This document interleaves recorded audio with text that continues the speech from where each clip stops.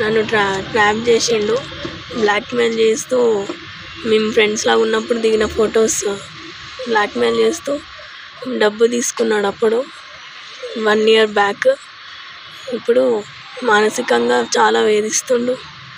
ఇంకా మా ఇంట్లో వాళ్ళని చంపుతా, నిన్ను చంపుతా, బయటకు వస్తా అని నన్ను బెదిరిస్తుండు. ఇంకా చాలాసార్లు నన్ను రోడ్డు మీద కొట్టిండు.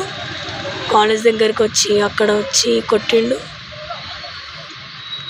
ఇంకా ఇప్పటికీ చాలాసార్లు మా ఇంటి సైడ్ వచ్చి కూడా నన్ను చాలా కొట్టిండు.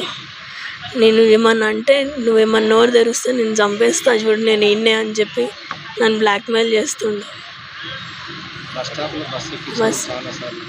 బస్ స్టాప్లో బస్సు ఎక్కినప్పుడు కూడా బస్సు ఎక్కి బండెక్కి బస్ స్టాప్లో వచ్చినప్పుడు అందరి ముందట పరువు తీయడం, కాలేజ్ దగ్గరకు వచ్చి అందరి ముందట ఫ్రెండ్స్ ముందట కొట్టడం, బస్ స్టాప్లో ఎక్కుతావా ఇప్పుడు సస్తావా అని చెప్పి నన్ను బెదిరించడం, ఇట్లా చేస్తుండు నన్ను.